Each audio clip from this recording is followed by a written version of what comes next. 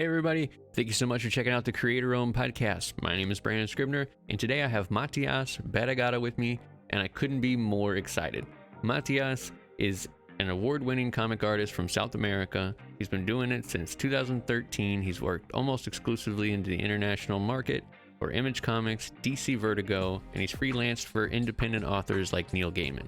You may know his work from El Vejo, Dengu, Hellblazer, Sons of Anarchy, Cannibal, and my personal favorite, Coda. Welcome, Matias, and thank you. How you doing today? I'm doing fine, as best as I can, given the pandemic and all this general situation that has all of us kind of, sometimes feeling a bit off, but trying to keep myself focused on work and the creative tasks of each day. For sure. So I guess walk us through like your education. I read somewhere that you were started in writing, right? And then you switched over to artist. So just walk us through your education, and then maybe kind of how it switched gears whenever you found your career. My case is kind of different from maybe I'm not sure if it's correct to say most of my colleagues, of my artist colleagues, but I really liked to read comics and magazines and whatever I could get my hands on when I was a kid. But I did not do comics when I was a kid, and I wasn't interested either in doing. So by the time I was a teenager, finishing high school, I only did little, doodles on the margins of my books and stuff. I never, at that point, I had never done a comic book or even tried, and I wasn't even considering being an artist. I actually wanted to study medicine, and then I changed my mind because I was terrible at, science and stuff. Yeah. So I turned to literature and languages, which were easier for me and came naturally to me because I love to read books, narrative novels and stuff. And so when I was finishing high school, I went for a couple of years to a comic book sort of independent school. Oh, wow. With two teachers. It was actually sort of a drawing academy, just, for commercial artists, learning caricature, cartoons, comic books, because my parents wanted me to do something because I was kind of a slacker, and I didn't realize that I would love it so much until I was there. When I was there and had my first lesson and saw the long tables and the other kids drawing and stuff, I fell in love immediately. Wow. But just at that moment, I was 16, almost 17 at that point, but it didn't really turn into a profession for me until I was 22 or 23 when I finished my college career, my studies in language. I have never been a writer. I didn't study to write, but I studied to do analysis, and it's more of a technical career in language and literature, analytical. And then when I finished college, I realized that I was not going to get any work, any jobs in that, because it's just it's a research career. Designed for researching and doing academic work. And then I started working with two of my friends from that cartooning academy from years back, and we started together a little animation studio and video game studio. So I was sort of an entrepreneur for maybe 6 or 7 years while I was doing my first books, my first comic books, which were books that book opportunities that I got here in my city locally with writer friends who needed artists, to illustrate different scripts. And so I had my first let's say, opportunities to actually draw comics professionally. And I was maybe 23, 24 at that point. My first published comic book was in 2008. So I was 23 at that point. Wow. I'm 36 now. Yeah. That's impressive right there. Yeah. Yeah. And after that, I actually kept on working on my video game company for 4 or 5 more years. So, and then I resigned so I could be working full time as a comic book author on my own, not in a team or a company, but on my own, completely like a freelance artist. Right. But when I took that decision, I was close to 30 almost. I was 28, 29, pretty late, really. And it wasn't until that point that I really could start trying to build a comic book career, honestly, and trying to find job opportunities in other countries. Because up to that point, I had been working only locally or in neighboring countries like Argentina or Peru or Bolivia, or maybe, for maybe 4 or 5 years. So the during that time, like switching between video games and comic books, like what was your training like? I mean, were you just doing a lot of self-teaching at that point? Like you're out of school, and so you're just doing. Yes. It was all self-teaching, and we don't have career comic book oriented careers here. They just do not exist. You can study other artistic careers in college, but no comic books anywhere near. And it was mostly self-learning by doing, constantly doing comics. The first ones obviously were kind of terrible, and slowly I started dominating the language better, and the drawing too, because it's a composite learning process. It's not just learning to draw, it's learning to draw and also learning to draw comics, which are two different things, which people, you don't see that very clearly at first when you're first starting your studies in comic books or trying your first opportunities, but they are very, very different from each other.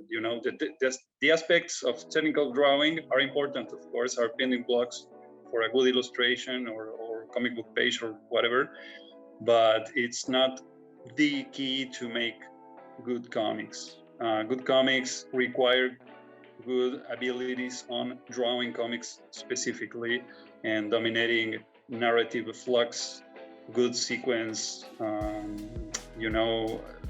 good narrative movement and placing, all those things that are kind of hard to explain, but it's easier when you're learning by at least looking and reading at comics. Right. Yes, you can't just rely on academic ability of like technical drawing. You really have to understand what you're doing on the page and how to do the storytelling. No, actually, if you think about it, most of the most influential comic book artists aren't along the story of the medium, haven't been maybe the most powerful artists, technically speaking, but they all had in common a very good mastery and a very powerful use of the narrative function of the art. I'm thinking of Jack Kirby, for instance, the most obvious of examples. Is considered, the king of comics, although much has happened since him. Yeah. But anyway, it's a good example because the man draw the way he wanted, made up anatomy and many other things, and the narrative is very powerful and very clear, and that's what it worked. That and the imagination, of course, the power of the ideas. But you don't have to be the best technical artists, the best academically trained artists to do good comics. It's two different things. Yeah. I think we see that with like two artists that come into my mind that do kind of a similar Jack Kirby thing with it. A very, very stylized anatomy would be like Daniel Warren or James Herron. Yeah. Like they're super popular right now, but it's more because of their drama and their impact on the page, and less, you know, it's not just really impressive draftsmanship. And that's key, I think, because I think a lot of people stress themselves out about having like a mastery of like, you know, just regular studio mastery of anatomy, let's say, or even everybody's obsession about pens and what paints you use, and you know, things like that. They're looking too much for that one key scapegoat about why they haven't produced 1,000 pages yet, you know, but it's just because they haven't sat down and done any drawing. So that makes sense. So what's at certain point, especially early in your career when you're learning, you have an appetite and a hunger for concrete and certain concepts. You don't want to be given like abstract or ambiguous explanations about things. You want the tools. You want to grab on to something trustworthy, something you can, like rules, like tools, like clear explanations on how to do things and how things should be done, and methods. So it's not bad at first. Actually, it's good. You should aim towards learning the most basic rules and structural building blocks of knowledge for drawing and for comics. It's okay. Then as time goes on and you do many drawings and many comic book pages and learn a lot and do a lot and commit a lot of mistakes and learn new things again, then slowly you will start embracing your own ideas instead of all the rules and concepts you have been seeing other people do, and you will start grabbing onto your own, and also embracing more abstract or more ambiguous ideas about art. But that comes naturally. You can't rush that. It's part of growing, you know. Mm-hmm. You cannot. It's like trying to push yourself to go to college when you're 10 years old. I mean, no matter how ambitious you are, no matter how smart or naturally skilled you are, there is a natural learning process that you cannot make go faster in any way. Right. You should just be patient and do a lot of things, right, and create a lot. It's what's more important. The quantity will breed the quality after a certain amount of time. As long as you have a critical mind. Exactly. And you're capable of analyzing yourself from a distance, you know, and be self-critical, not in a way like self-deriding yourself. It's not that. It's being able to judge your work from a distance, coldly, like you were judging someone else's work. And that's important because it allows you to look at your job objectively and not turn it into sort of an emotional process. It's complicated to explain, but if you're not self-critical honestly and coldly, you're probably, repetition is not going to work wonders for you. You have to do a lot, but you also have to think a lot and reflect a lot about what you have been doing. That makes a lot of sense. I think we do a lot of self-sabotaging early on, where you get in your heart and you get in your mind, and you have so much pressure on yourself to perform, because I'm an artist that thinks, like, to myself that, I look at, I look at all the people that I find all their work very attractive, and I try to dissect it and think about, what I can do on my pieces that would improve that. But that also has a harsh backslap, I guess, so to speak, is that it will if you look at everyone's work too much and think about how amazing they are, you can really start to get down on yourself, and your progress will be a lot slower at that point. Yeah. When I was learning, since it was all self-learning, one thing that helped me a lot to overcome that problem of looking too much at other people's stuff from below, like always looking up to an ideal of possibilities, was to, when I encountered techniques or images or drawings or things that I couldn't even imagine how were done in my mind, I just started to do like a reverse engineering of the art. You know, like painting techniques or how to draw a car or things that in comics were mind-blowing to me. I focused on panels or drawings or whatever and started trying to imagine how it was done, like step by step, the techniques, the tools, the whatever, and then started doing a reverse engineering sort of reasoning and emulating the drawing by trying to copy it. And at first, of course, it's difficult, but then you start realizing that you can actually, just by looking at things and using, you know, a bit of simple reasoning, you can copy and you can make yours the technique that you couldn't otherwise have learned how to do. For instance, painting techniques, drawing techniques, whatever. If you're looking at, I don't know, maybe a super incredible comic book page, of course, it's kind of shocking to see in a single sitting. But if you go panel by panel, piece by piece, you will eventually understand how it was done.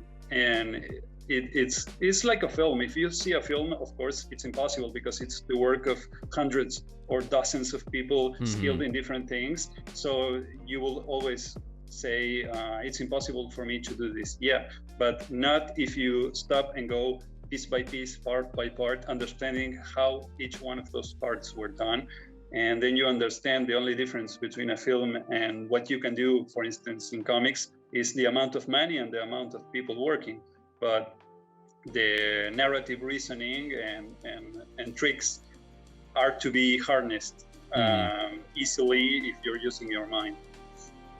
Yeah. Or maybe not easily, but with time. But it's but it's in your grasp. It's not impossible. Nothing is impossible as long as you use your mind and you're curious about the things you're looking. Right. Yeah. That's. I feel like that's the best way to attack any difficult situation, is to kind of go at a slower pace rather than trying to absorb too much information too quickly. You just won't achieve the same result. It takes, you have to think about how much time. Like if I look at your work, I have to think about how much time you've spent learning the things that you've learned that might be different than what I've focused on my on my end. Yeah. What do you see? I don't know if you do any critiques of other people's work very often, younger artists or students, but what are some habits you've seen recently that you think are self-sabotaging? Well, the most obvious one, obviously, is paying too much attention to the dynamics and mechanics of how social media works, and getting maybe too used to the rules of popularity or the positive sort of feedback that social media give you. So I see many kids today worrying too much about the numbers associated with art. So you're not so worried about the other aspects and positive features of art and the many positive elements that go into art, and they focus instead on how well the art does on certain platforms, on certain social networks or whatever. So if you've done a good drawing, a good illustration, and it's super popular in social media, then that's the ultimate goal. That's the best thing that can happen to a piece of art. And that is kind of complicated and sabotaging, because that process is moved by algorithms, by I don't know, also by luck, by chance, by different factors that are not meant to be enduring, are not, art should be, you should think about art as a sort of living organism, a thing that is not meant to be done and then consumed and then forgotten forever. But a piece of you, a piece of your time, of your effort and your ideas that will stay there and will be a part of your life from then on. It doesn't matter how small or how simple. It doesn't matter if it's just a piece of art you did to train yourself, or if it's something that you spent lots of time putting effort into to create a good piece of art. Art is going to be there and it's going to be part of your life, and you yourself will look at it differently as long as time passes.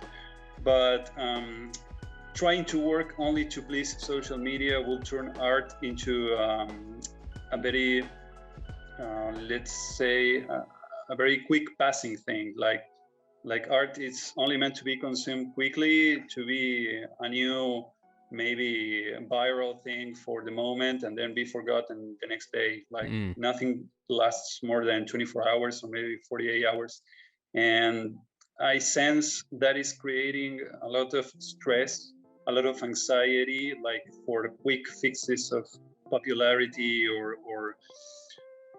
the quick and massive arrival of popularity is the only type of exposition a piece of art can get. And that is not how the world works, That's not how, especially in art, how your other part of your career will work. Because a career is not made of likes and popularity online. It's made of also working relations with other people, with coming from areas of creative work that may not have to do with what you do, and editors, I don't know, whatever. And that doesn't work like social media. That doesn't work. You cannot turn likes or shares into appreciation from other people, from colleagues, from your bosses, from whatever. It's important as an indicator of success of a certain type of exposition, but it's not the center of it. And so resuming, I think that social media and the times that social media usually imposes on people are kind of negative and toxic on the long run. Of course, it's also very positive, because back when I started, in the early 2000s, it was very hard for you to see how to show your work, how to make yourself visible and your work visible, because we did not have any social networks, or the social media that we had were super small and specific. But right now you can live in any country, anywhere in the world, and be seen by hundreds or thousands of people from anywhere in the world. And that is positive. That is a good thing. Yeah. The idea that your likes or comments on an Instagram post of your work is going to be some sort of like self-worth. I just picture in my head someone going to a studio with a portfolio of all of the screenshots of their Instagram profile and say, see this one got 1,000 likes. This is great. I should work here. That's just that's not the reality. That's just not how it's ever gonna work.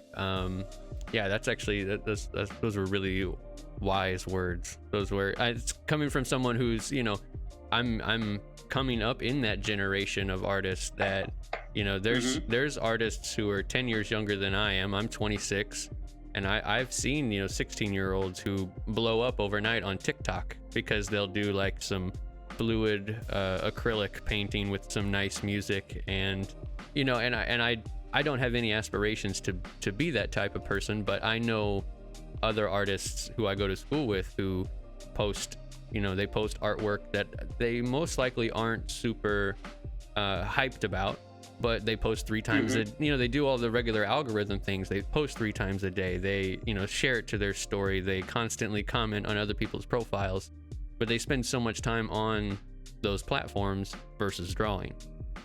So they spend so much time trying to hack the algorithm that they don't get any better.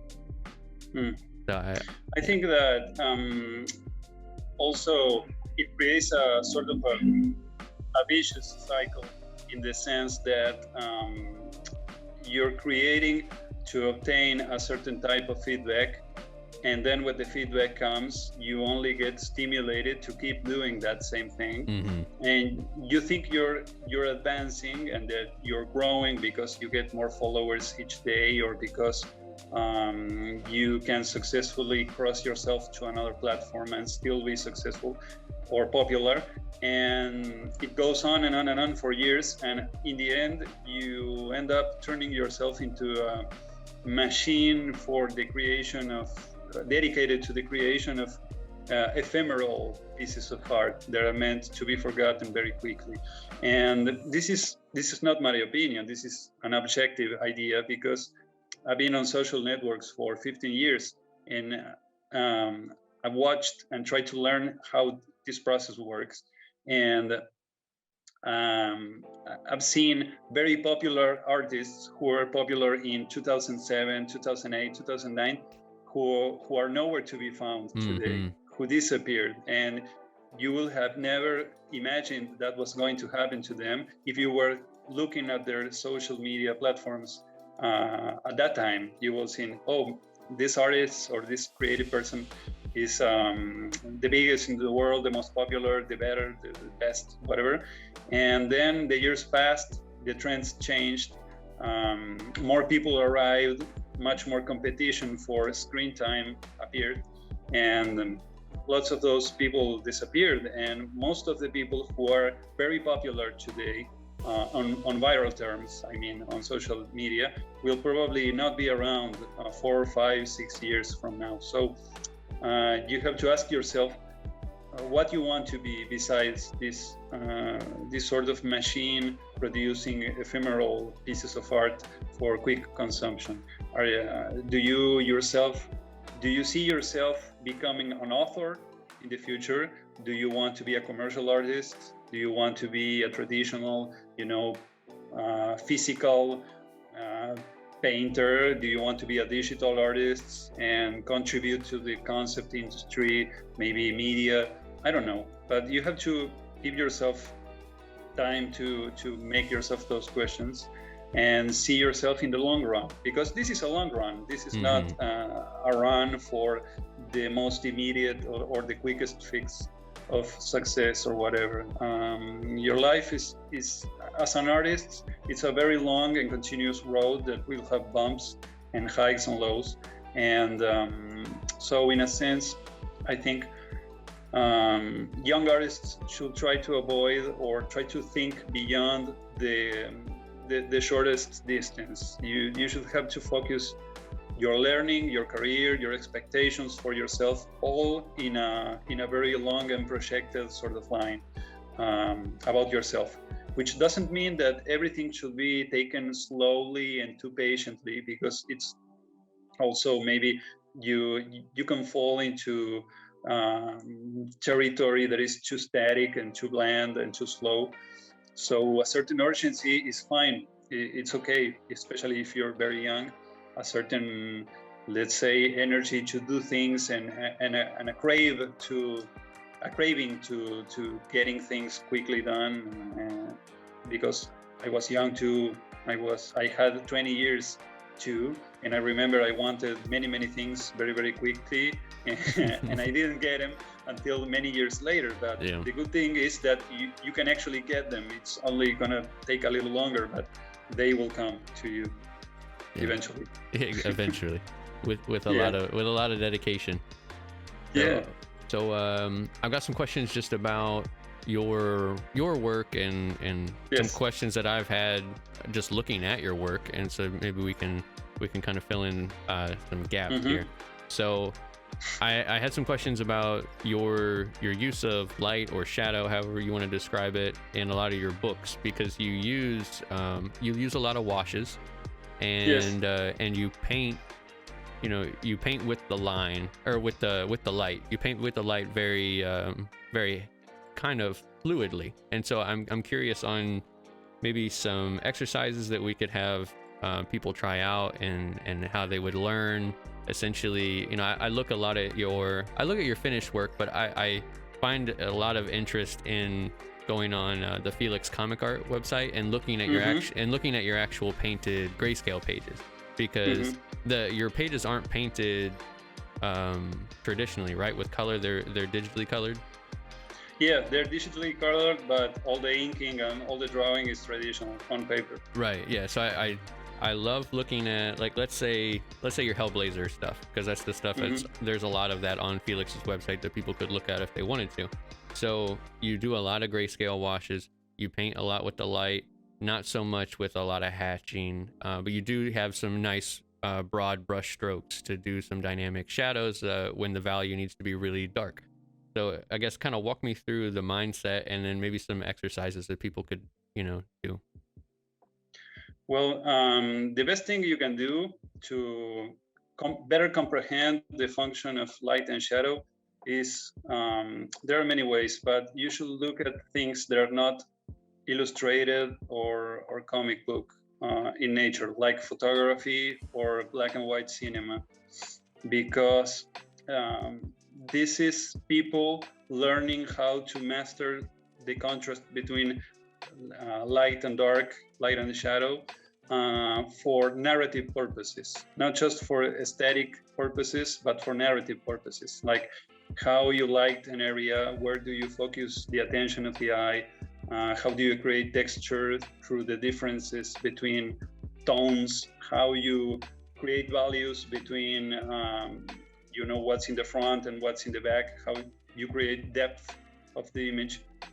And especially black and white movies, black and white films are quite good at that. You can learn a lot from design, from how to place a camera, how to backlit a figure, or how to create dramatic contrast, how to use light, how to fake light and shadow, because it's not important at all to respect the functions of real light, like the real physics. It's not that. It's faking every light source and every shadow and everything to better suit your needs, your narrative needs. So watching black and white films, it's super important, especially good ones. I mean, not like trashy ones, but good black and white films, like Kurosawa films, like Kubrick films, like any of that will teach you very interesting lessons and ideas about the value and the contrast. German expressionistic films from the early 1900s, 1920s, that period of time, it's a good source of knowledge. And then you try to translate that into your technique of choice the best way you can. Wow. That's what I did, at least. Yeah, no, that's eye-opening, actually, because I had recently watched your face painting with light is very good, because one of the biggest artists of the 20th century said that same exact thing. Alberto Breccia, which is now very, very famous, because I think Fantagraphics or Drawn and Quarterly did a recent republishing. He was an old Argentine artist, very, very respected, an older man who died in the 90s. But he was an amazing artist, like very expressionistic in style. He influenced me and a lot of my colleagues from here in Argentina too, like Eduardo Rizzo and many other artists. And he was obviously, like Kirby is to you, he was to us super well known, but he was not very well known outside of maybe Italy and France and Europe. And in the US, he's becoming more and more well known by the year, but very recently. Right.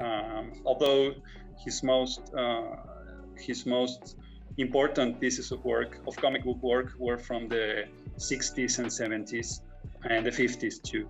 But anyway, he said that exact thing, that you shouldn't draw with blacks, but you should draw with whites. You should draw with light. It was his concept. But he was a very old man when he came to that conclusion. Right. He had come through a very long process of learning and doing very traditional style comics, imitating Milton Caniff and, you know, classic artists from the 30s and the 40s. He was very, very conventional in that sense. And then when he was maybe 40, 50 years old, he started getting very sick and very tired of repeating the old formulas and started becoming more of an independent artist. And then he exploded completely, doing different things. Yeah, he blossomed late into the age. I got that. I don't know if you know Nathan Fowkes. He's So I have his landscape watercolor book, and he talks about that concept because he does these very, very quick, under 5-minute gouache and watercolor wash paintings, and that's the whole concept. Is you're not worried about anything linear because A, none of that exists in real life, and B, you don't have the luxury of time because the light is going to change. So you have to, you have to paint as quickly as possible with the, like you said, the most narrative that you can get on the page in a short amount of time. You have to, people, especially painters and artists from the early 20th century had a very, when Cubism started and all that, had a very very clear idea of what art was, which is not an imitation, a linear imitation of things. Like if you were building a sort of three-dimensional scheme or map of a thing, but it's more of the image of that thing. A painting is a painting. It's not a representation of an object. So rationally, it might seem like it, but it's a painting. It's a flat surface with paint up top. Right. So the first thing you should do is that flat surface with paint up top looks good, and then you start worrying about what it is conceptually, and that's what Cubism and other forms of art from that period is all about. Is realizing that a painting is a painting, it's art, it's an expression, it's not a representation that is bound to a commitment to be exactly like reality or to be faithful to reality.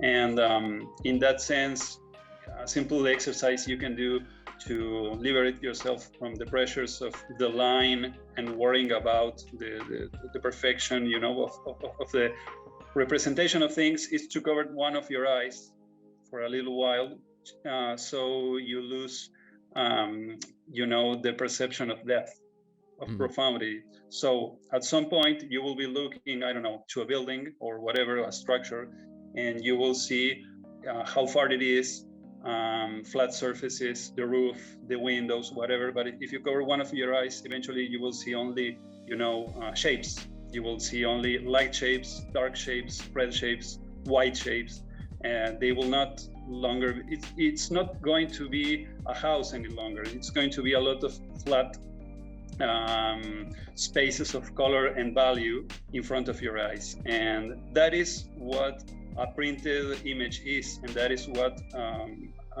a painted image is, a flat surface.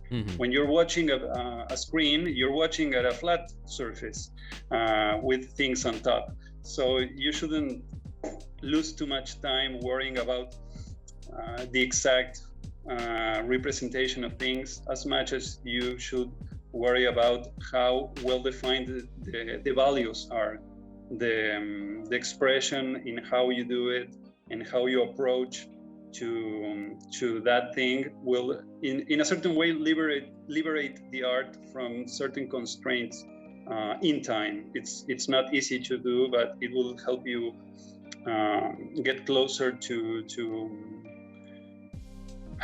the ability of creating art that better reflects the emotion and the value of things instead of just describing the things. Right. This is more like an abstract thought, but it's worth trying. Yeah. That's important. It's less like this water bottle. It would be, it would be less a literary description of it versus poetry. You can describe it in two different literary forms, either a literal description of this is a cylindrical tube that holds liquid, or you could write a poem about it. It's just the poem would be a much more pleasing way to hear about something as basic as a water bottle. So that's kind of the way I'm interpreting what you're saying is it's just a little bit more of an elegant way to describe things than trying to depict reality, which is not the point of what we're doing. It's a complex balance in between the ability to be faithful to a thing you want to represent, because that is helpful too, it's necessary too, but also artistic expression needs to separate itself from reality a bit in order for you to grow and to be able to express yourself completely. The more you express yourself, the less concrete is the image you're creating. It's darker, but not darker in terms of light, but in terms of readability. And it's a thin line to be walking. I walk that line very, very happily because I love to do that. And I sometimes find myself asking, like, I want to do it this way because it will look very cool, but at the same time, it might confuse a bit the reader, or it might come as not being too clear or too on the spot.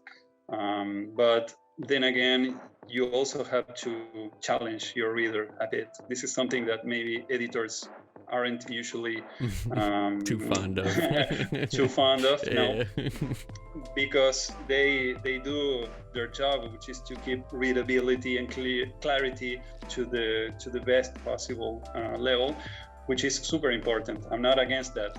In fact, I love that. That's why I love artists like Alex Toth and also Kirby and many others who were very, very fond of creating super clear and super valued narrative. But also you can be expressive and artistic in your own way by doing that, like Bel Sienkiewicz, like Frank Miller started doing at a certain point, freeing himself from the chains of faithful representation or verosimil drawing. But that is a natural process that comes with age and with learning. It's not something that you should jump into fake just because you saw some master do. It's okay to think about it. It's okay to train and to practice, but do not try to skip stages, to jump to conclusions. Right. Yeah. There's a time in your career when certain concepts make more sense to learn than others. Yeah, definitely. So so I just want to talk about some of the process work that you had with working with the writer on Coda, just because so like we've kind of talked about the your complexities and your abstract thinking on pages and things like that, but I kind of want to focus on that, but also on the characters, because your characters are also very diverse in that series, as opposed to say something like your work on Cannibal, which is more set in reality. But Coda is, it's my favorite work from you, aside from like the small like commissions work and stuff like that I've seen you do. But as a body of work, it's definitely my favorite, just for the overall imaginative process of it. So I guess kind of walk me through what that was like for you as a team, because you've worked primarily by yourself as a freelancer, working with an artist. Had you met him before Coda? Like, did you know him? Was he? No. He wasn't from your circle. Actually, I have never known or met my writers from abroad, from other countries in person. Wow. Because I have not been doing this for so long, or I have, but I haven't been traveling so much because for different reasons, I could not travel for many years, and because I was working a lot and saving money. And but when I finally started deciding to go out and travel and meet people, and I started working on Coda, which further limited my capacity to move because I was doing all the work, almost all the coloring, everything on my own. And it took me almost 2 years, or well over a year and a half. And I don't know personally Simon. We have spoken eventually, but as an artist, I have a very particular way of working, which is I don't talk. I don't do any sort of negotiation or constant checking in and checking out of things, each page or each panel or whatever. I just receive the script. This is very important. I have never written a comic book. I am not a writer. It doesn't come naturally in me, and I don't like it. So I always work with a writer because I love having the possibility of receiving a text and doing the interpretation of it. And it's how my narrative engine works. It only works if I read something and I feel like illustrating that something. And just with that, a simple mechanic, it's enough for me to work. So all the work on Coda was done in distance, and we didn't spoke about the pages or what had to be done or whatever. Wow. I just threw in my designs and my ideas. Usually Simon agreed onto them, and he was very happy and also stimulated by the things that I put on the table. And also his scripts were so rich and so good that no more words were necessary, really. It was just, okay, let's go to work right now. Right. I have ideas and I have them right now, so I won't stop and pass them through a filter of opinions. I will just go and do them. And this is how I work on every single project. And that's unique. So far it has always worked. I don't know, because I haven't really spoken about it with my colleagues, so I don't know how much negotiation and conversation my colleagues do. I do know that some of them are really chatty about it, like they like to do conversation and to negotiate and to think and make a big back and forth thing with the writer when doing a page. But to me, it's the complete opposite. I see conversation as a distraction. The words are on the script.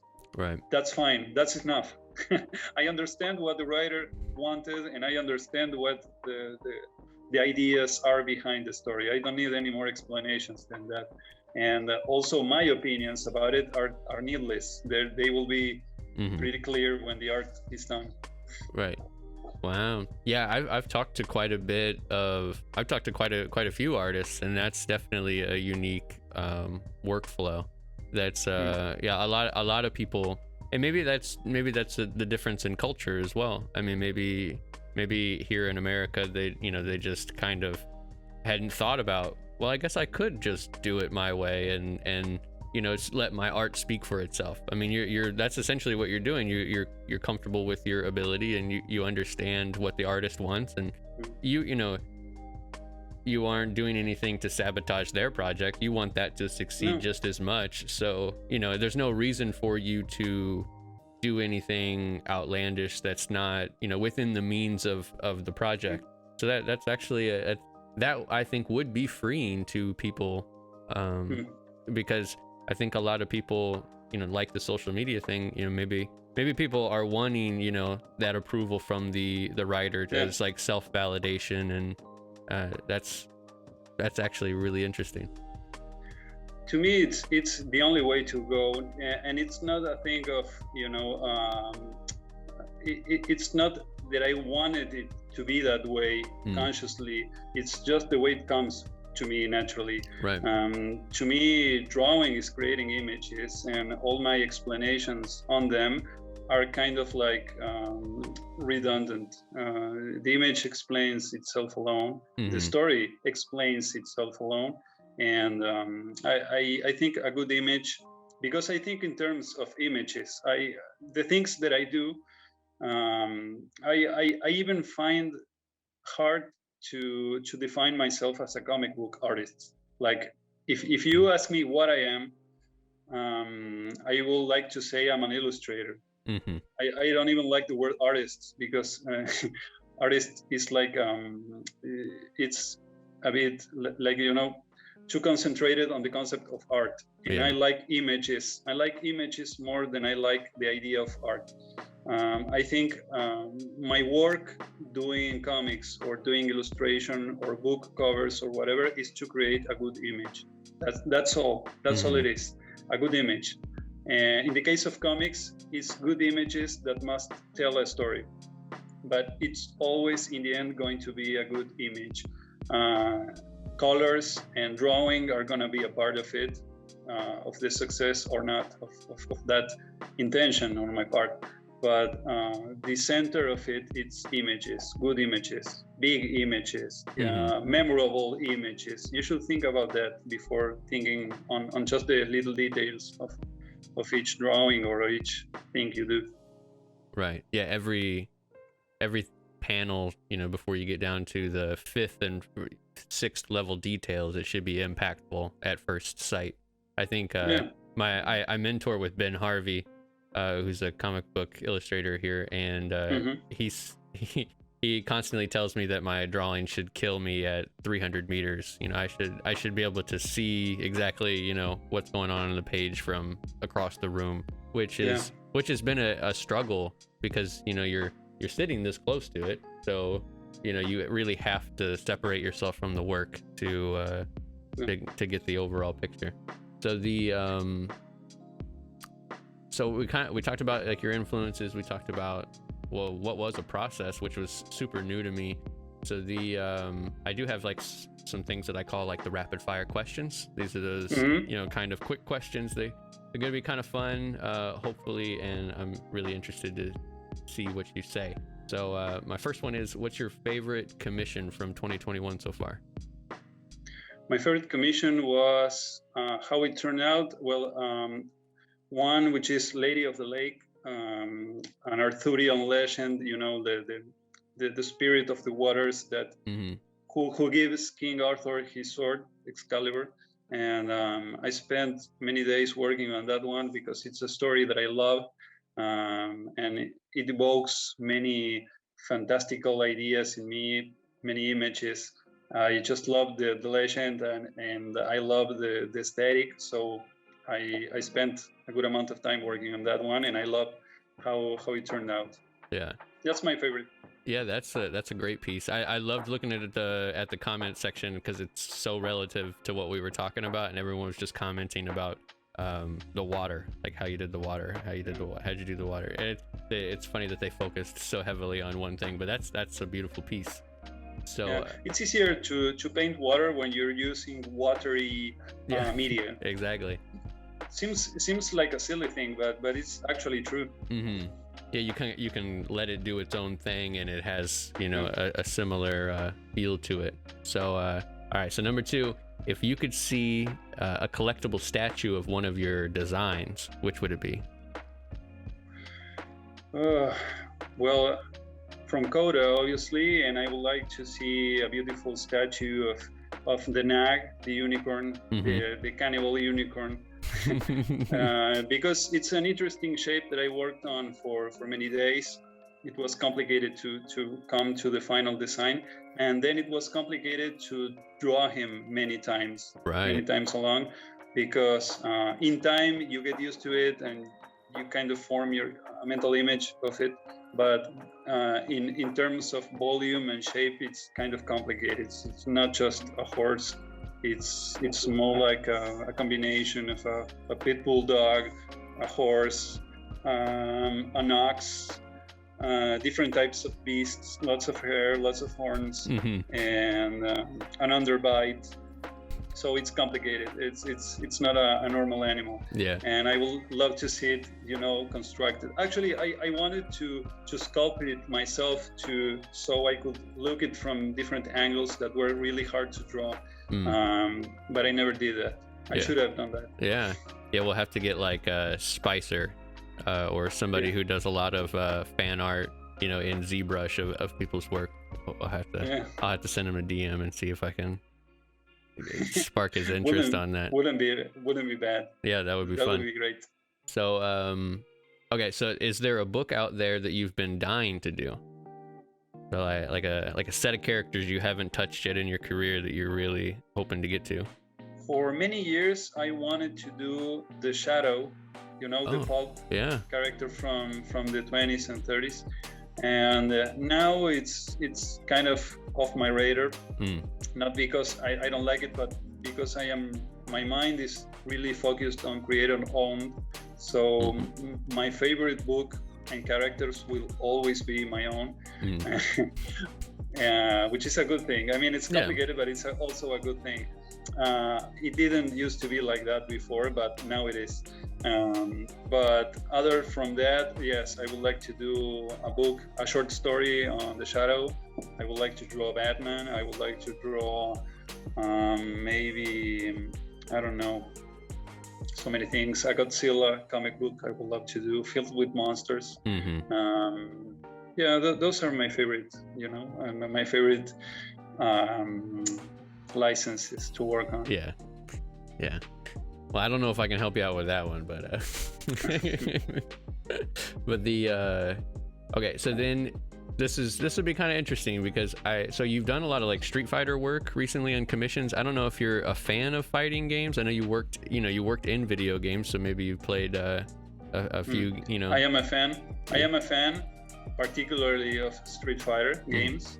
And those are pretty much the only games actually I play to this day, because I don't have any time to invest on longer games. I would love to. I really would love, because when I was a teenager, I used to spend hours and hours and hours playing long games, but I can't any longer. So I just had to play very quick, casual things for like 20 minutes 25 minutes, and that's it, and enough gaming.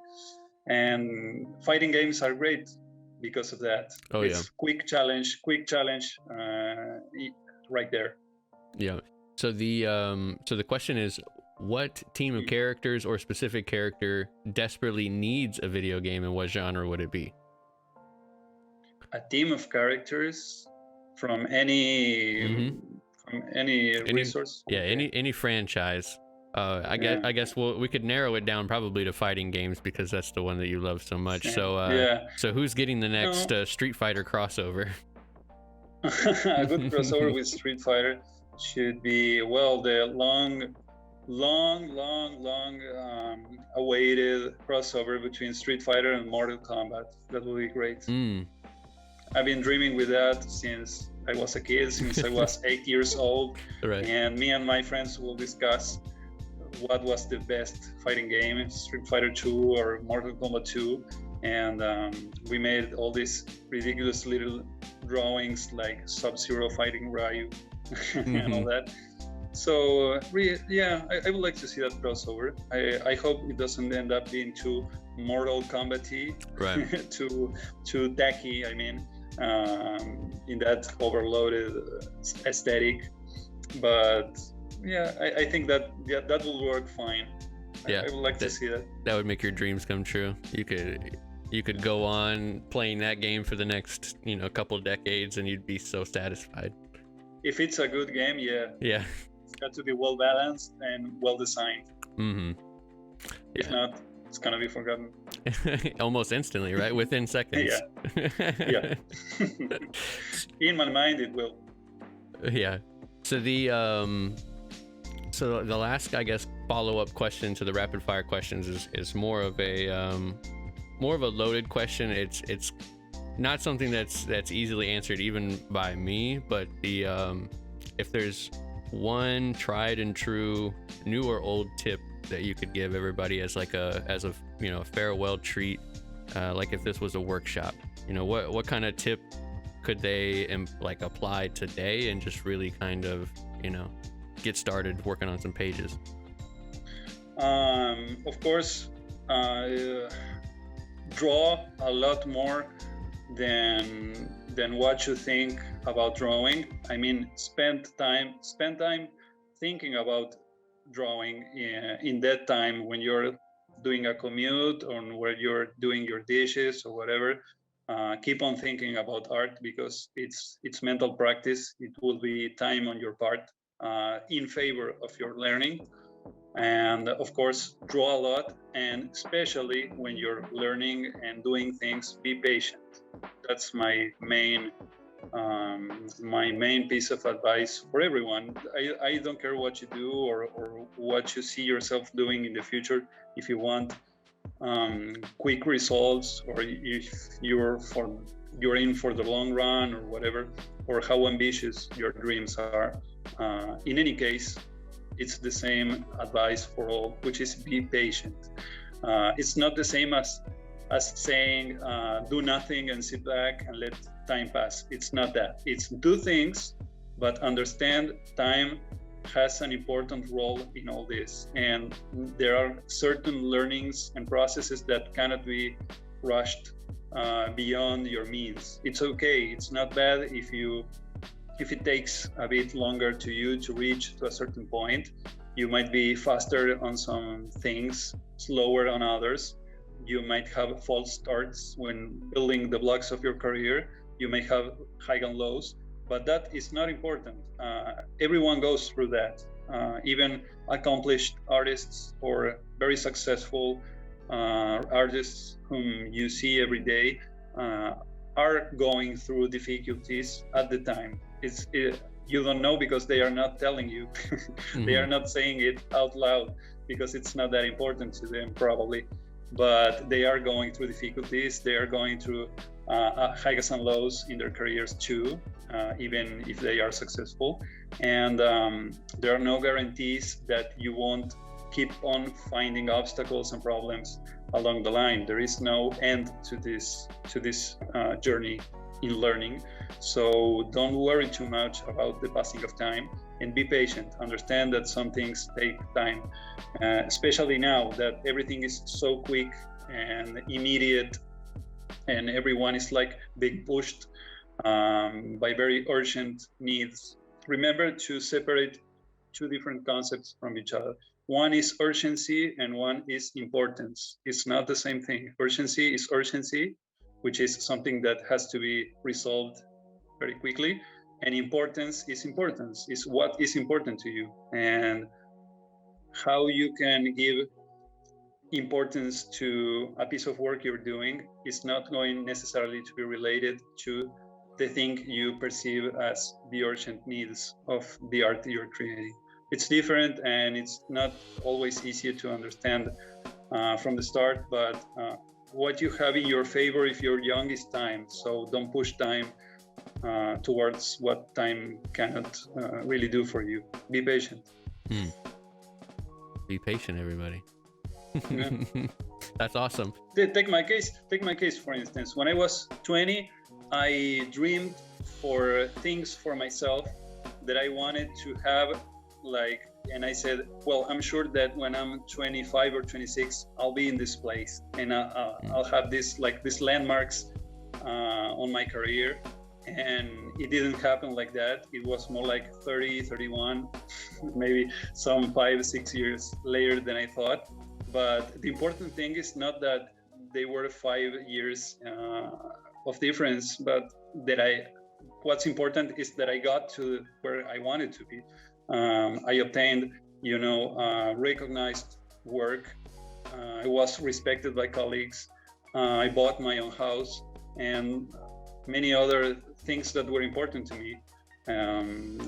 It only took a little bit longer. That's it. But when I was 20, I thought I was going to get it really fast, and I wasn't.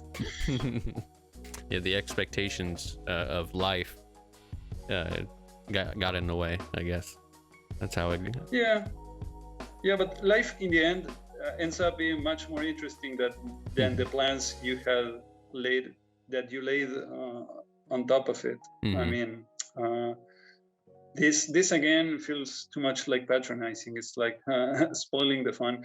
So I won't go too deep into that, but that's why being patient is important, because you're letting also opportunities come at the right time, and you're letting yourself be freed of pressures to do everything right now very quickly.